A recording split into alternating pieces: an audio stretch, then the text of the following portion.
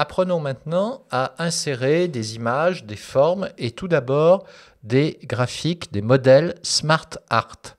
Ce sont des compositions d'images qui sont déjà structurées à l'avance et qui vont nous permettre de construire des organigrammes, des pyramides hiérarchiques, etc., etc.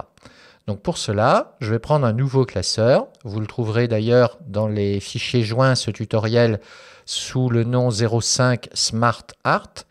Dans ce classeur, je vais commencer par une feuille vierge. Le dessin des lignes de colonnes et de lignes m'encombre. Je vais le masquer à l'affichage. Je vais me rendre dans l'onglet Affichage et sur la gauche de l'onglet, je vais décocher la case Quadrillage.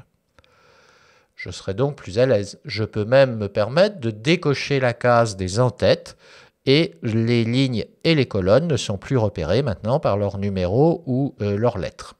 Je vais me rendre dans l'onglet Insérer. Et là, je trouve une commande qui s'appelle Smart Art. Insérer un graphique Smart Art. Je la coche. Un assistant me propose une liste de formes préprogrammées. En fait, des assemblages de formes, processus par exemple, pour faire des schémas, cycle, et là nous voyons l'interaction entre plusieurs étapes, etc., etc., des pyramides. Moi je vais garder liste et je vais sélectionner une liste de blocs simples. Ce n'est peut-être pas le meilleur choix, mais nous le modifierons plus tard. Je sélectionne liste et je valide par OK. Mon graphique apparaît sur ma feuille de calcul. Donc, j'ai bien supprimé le quadrillage des lignes et des colonnes, ça le rend plus lisible. Mon but est de réaliser l'organigramme de l'entreprise. Au-dessus, la direction générale, et puis en dessous, la direction financière, informatique, commerciale, etc., etc. Donc, le type de graphique que j'ai choisi ne me convient pas du tout. C'est un mauvais choix.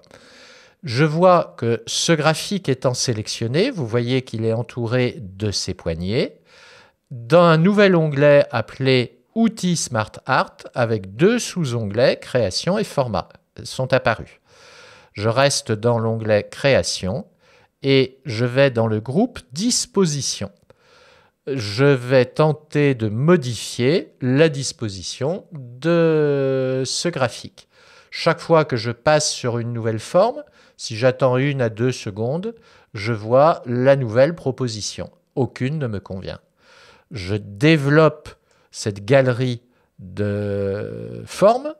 Je ne trouve pas d'organigramme qui me convienne vraiment. Pyramide, ça pourrait être bien, mais ce n'est pas adapté. Autre disposition. Et cela me ramène à l'assistant initial. Je vais prendre la catégorie hiérarchique. Et là, je vais prendre le premier organigramme hiérarchique bien classique. Je valide par OK.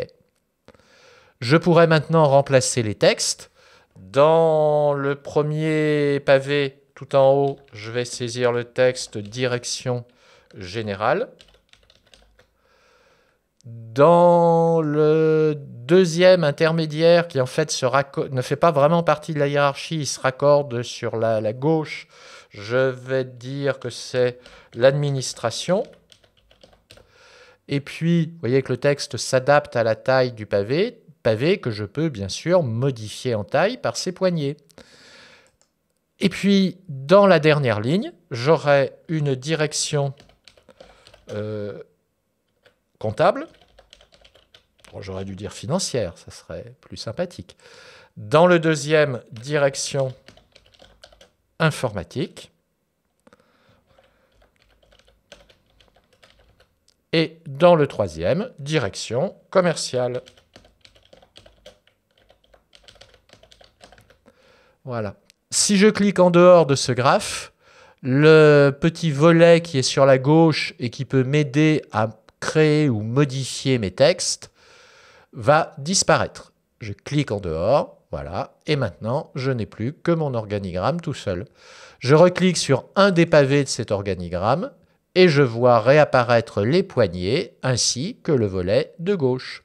Je souhaite maintenant, par exemple, modifier les couleurs qui sont affectées.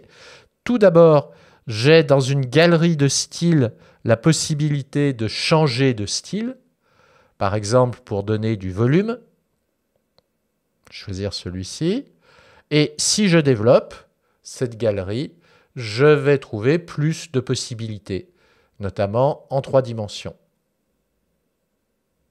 Je choisirai celui qui me convient le mieux. Si je développe modifier les couleurs, je peux choisir d'autres types de couleurs ou éventuellement des couleurs variables. Choisissons celui-ci. Voilà, j'ai la direction générale qui reste en bleu et les autres qui sont sur un fond orange. Vous pouvez donc à volonté manipuler l'apparence de cette présentation.